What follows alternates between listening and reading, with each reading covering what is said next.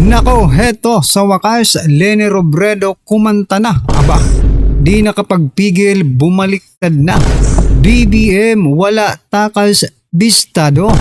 Yan po ang ating alamin mga kababayan sa video ito. Pero bago po natin simulan yan mga kababayan, palike naman po ng video ito.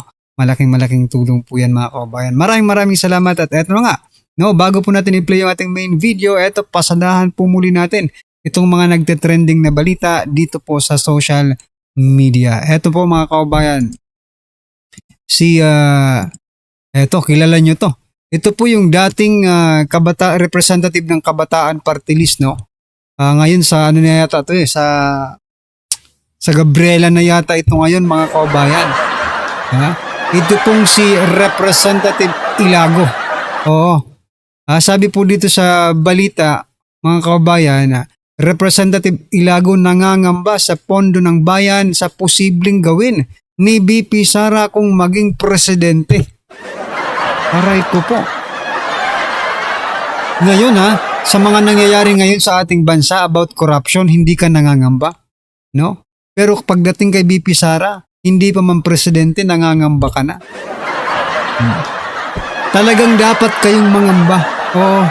Kayo pong mga makabayan black, dapat talaga kayong magamba. Bakit? Gagamitin kasi ang pondo ng bayan para wakasan kayo. Kahit pati yung mga kasamahan nyo ng mga NPA, di ba? Kasamahan nila mga kabayan. Dapat talagang kabahan kayo. Grabe ang babaeng ito mga karibunatin. No? Di pa man parang yung propaganda niya ay ganito mga kababayan. No? Huwag nating iboto si VP Sara dahil mauubos po ang pera ng bayan. Aba, hindi po namin nakita yon. Hindi po namin nakita na ganun po ang pamamahala ni Vice President Sara Duterte. Ano po ba ang nakikita natin ngayon? Yung sinasabi niya po kasi ngayon mga kababayan, yan po ang nakikita ng taong bayan dito sa present administration. Huwag mong isisisi kay VP Sara yung mga nangyayari ngayon. Di ba? Parang ganun ang lumalabas no? Ang ngayon kasi, di ba, corruption, pagnanakaw, lahat-lahat na po mga kababayan nasa administrasyon ito. Pero itong mga kabayan black, hindi tayo makarinig ng isang reklamo patungkol dyan. Lalo na ito, si Ilago. Sabi nga yung makabayan black mga kababayan ay hindi na po sila. Hindi na po sila opposition sa gobyerno. Sila po ay pro-administration na. Ito po, sumabog sa galit ang ating mga kababayan patungkol po sa naging pahayag na yan ni Representative Ilago. Sabi po dito ni Dano Sundala na kapag nakaupo na si Duterte ang mga party list ng NPA, dapat gawan ng batas para ma-disqualify. Totoo. Pwede naman yan no? Pwede naman gawan yan ng paraan. Bakit mga kababayan? Yung Duterte Youth nga, ginawan nila ng paraan para ma-disqualify. Diba? Na malaki ang naitutulong nun sa taong bayan. Ito pa kayang mga walang kwentang ito, hindi pwede gawan ng paraan para ma-disqualify mga kababayan. Sino pa yung mga dinidisqualify nila? Yung kalaban ni Abante, diba? Dinisqualify din. Tapos marami pa po, diba? Sabi pa po dito, nabigyan din ito ng hatian sa flood control kaya ngayon kasama na siya sa putak ng halatang takot na takot dahil hahabulin sila ng mga nakulimbat nila sa kaban ng bayan pag si Duterte na nakaupo. Yes. Sabi po dito ni Roel Estacio, pero kay Marcos, deadma. Kaya nga no? Kung saan tuloy malaki ang pagnanakaw, deadma lang kayo. Doon tuloy sa walang pagnanakaw, grabe kayo makapagsalita. Diba? Dapat ngayon ka na mangamba dahil sa mga ginagawa nila sa pangungurakot sa pera ng bayan. Totoo. Kaso nga lang, peke po ito no? Peking representative yata ito kasi ngayon tahimik. Sa 2028 pa daw sila mag-iingay mga kababayan. Aray ko po. Anyway, ano po ang inyong masasabi dyan mga kababayan dito po sa sinasabi ni Sara Ilago na nangangamba sa pondo ng bayan sa posibleng gawin ni BP Sara kung maging presidente. Oo. Just comment down below mga kababayan at eto, pasadahan po natin to mga kababayan kasi dapat ka talagang mangamba. Eto sa susunod nating ipapakita. Eto po mga kababayan. Bangsamoro leaders officially back sa BP Sara Duterte for 2028 presidential race. Palakpakan po natin. Ayan. Nakita ko nga po ito, no? Isang sa Bangsamoro, no? Sa balita, no? About 2 million votes ang kanilang ibibigay kay Vice President Sara Duterte, no? Malayo pa pero malapit na mga kababayan. Yan, 2 million votes. Sinecure na po ng Bangsamoro leaders. Oo. So palakpakan po natin. Yung kabila kaya, yung opponents kaya ni BP Sara, ilan na kaya ang nangako sa kanila? Ilang boto na kaya ang ipinangako? Parang depende kung magkano siguro yung ibibigay, di ba? Baka mali-malitang basura rin ang ibibigay dyan mga kaubayan. Saan nga ba napunta yung mga kinurakot nila kung hindi gagamitin rin sa eleksyon, di ba? Maliban na lang kung talagang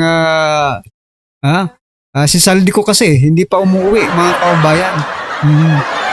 Ito pong naging komento ng ating mga kaubayan patungkol po dyan mga kaubayan. Ito po, sabi po ni Dana Nada, Iglesia ni Cristo, Black vote, Mindanao, Black vote, Visayas majority support. Ayan, palakpakan po natin hindi lang po, Iglesia ni Cristo, ilang milyon yan. Mindanao, Visayas, siyempre sa Luzon, sabi nga, no, hindi naman porket nasa Ilocos sila, nasa Luzon sila, ay hindi na sila boboto kay BP Sara.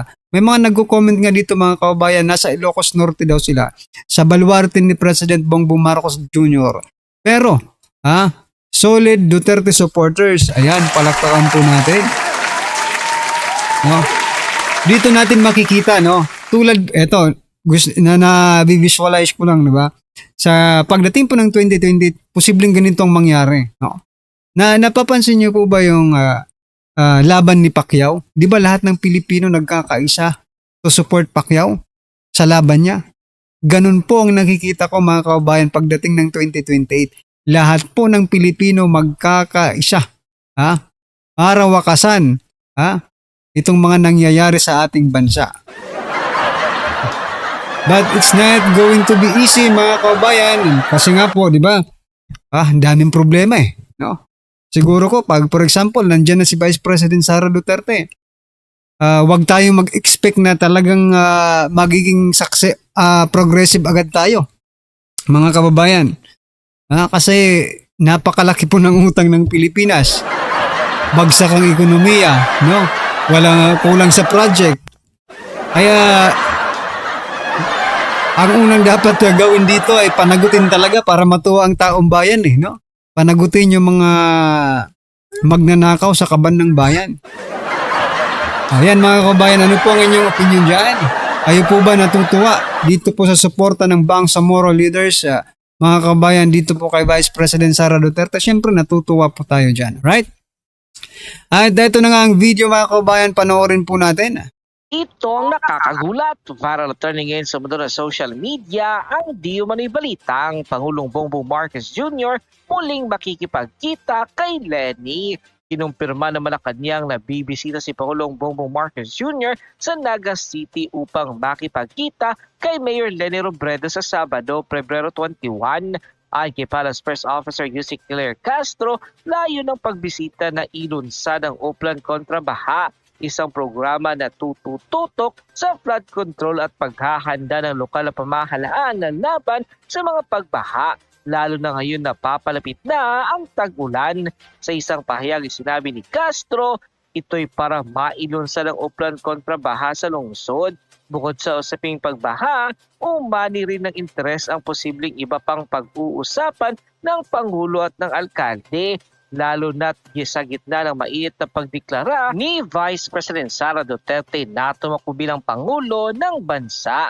Nang tanungin kung may iba pa bang tatalakayin ng dalawang leader, pabirong sagot ni Castro, yan ang abangan nyo, aniya.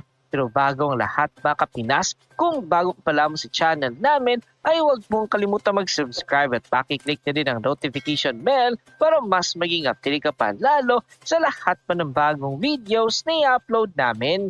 At yun nga mga Kapinas, kahit magsanay puwersa pa kayong lahat, hindi pa rin sasapat kasi Vice President Sara Duterte lang ang sakalam. Ito ang insertion ng marami sa ating mga kababayan matapos ngang pumutok ang balitang mukhang may nangyaring pag-uusap daw di umano sa pagitan ni Pangulong Bongbong Marcos Jr. at dating Vice President Leni Robredo. Ayon pa sa official report, nilabas na nga ang balita ngayon sa kanilang official Facebook account. Leni, naghahanda na kay Marcos Jr. Naghahanda na ang lokal na pamahalaan ng dagat sa pagbisita ni Pangulong Bongbong Marcos Jr. matapos magsagawa ng ocular inspection si Mayor Leni Robredo sa ilang lugar na kabilang sa uplan kontra baha. Sa isang Instagram post, ibinahagi ni Mayor Leni ang larawan ng kanyang pag-iikot sa mga lugar na madalas bahain nang may caption na ocular for Bongbong Marcos visit. Kinumpirma naman ng Presidential Communications Undersecretary Claire Castro ang nalalapit na pagpupulong ng dalawang leader sa Pebrero 21 upang talakayin at ilungsan ang flood mitigation effort sa lungsod. Makikita sa mga larawang ibinahagi ang inspeksyon sa tabing ilog at mga lugar na may makapal na halaman at estero at bahagi na paghahanda bagong opisyal na pagdating ng Pangulo. End quote. Matapos nga lumabas ang balitang ito ay umani ang nasamat-sari comment at reaksyon mula sa marami sa ating mga kababayan at marami nga sa kanila ngayon ang hindi napigilan kanilang sarili na maglabas ng kanilang hinang at komento sa mundo ng social media. The netizens posted, naghahanda ng dalawang weak leader para lampasuhin lang si Vice President Sara sa 2028 elections. In the name of the politics, kahit sinuka na, kakain pa. In the end, iniduro pa rin ang bagsak, ha. Huwag nang magsayang ng panahon sa meeting, doon ka lang tumakbo sa baluarte mo. Pwedeng-pwede ka doon, hirap magpagod sa kampanya at matatalo pa. Nagsama mga plastic at traidor, kahit mag-meeting kayo, sure naman talo na kayo. Bigyan natin ng post ng ABS-CBN. Justin, Palace confirms President Ferdinand Marcos Jr. and Naga Mayor Leni Robredo will meet in Naga City on February 21. So ano ngayon? 19. Sabado. So ano ba ang dahilan? Bakit mag-meeting ang dalawang dating magkalaban? Dalawang beses na silang naglaban eh. Oh, ito naman. Si Optic Politics, sabi niya, magkikita si BBM at Leni. Magsiselos kaya si Liza? Okay, that's it. Dito, sa ABS-CBN, 28,000 ang nag-react, 17,000 ang tumatawa, 7,000 lang ang nag-like. Okay, so anong mga comments nila? Nanliligaw na. Big V. Nako, may kakain na naman ng suka. Parang lahat na yata sila. Buti na lang. Talaga, hindi ako. Po, dito na itatag ang DDS kontra DDS. Ano yan, DDS? Diehard Duterte haters and Diehard Duterte supporters.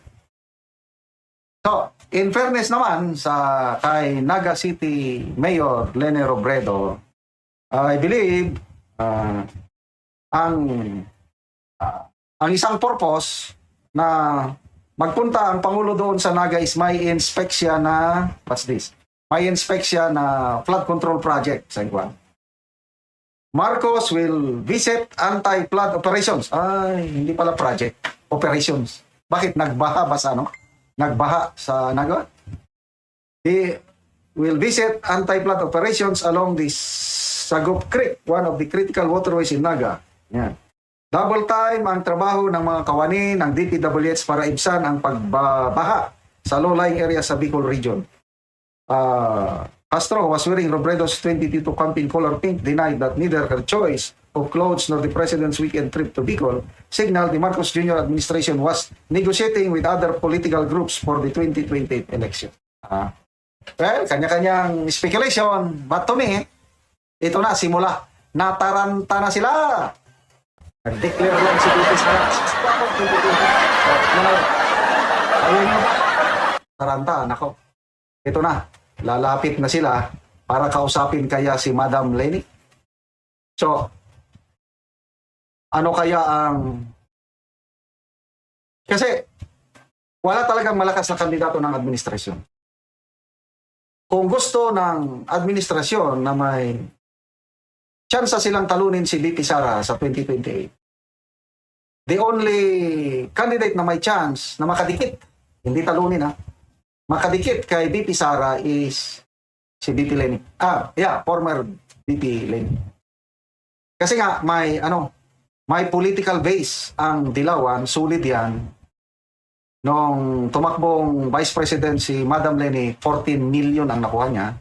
Noong 2022, 15 million ang votes niya. I believe nandyan pa rin yan, yung mga Dilawan na yan. Intact. Kailang, according to Congressman Erese, dapat si Madam Leni, para suportahan siya ng mga kakampi, dapat tatakbo siya under the Liberal Party, under the United Opposition. Pwede. Makakuha siya ng pinakamababa, 15 million. Kailang kung makipag-coalition siya with the administration, sabi ni Congressman Erese, ibang kwento na yon. Marami. So talagang hindi pwede mga kabayan. Kung ako ay Leni, kung matalino talaga siya, hindi ako makikipag coalition dito kay PBBM. Bakit na? Negative nga yung trust rating, sa kanya ka pa sasakay. Lubog na nga, sasakyan mo pa. Di mas lalo po kayong lulubog. Diba? Doon na lang kayo, doon ka na lang mag-focus kung sa ano ninyo, sa partido ninyo. Huwag ka nang pumunta pa dito. No? Lubog na po eh.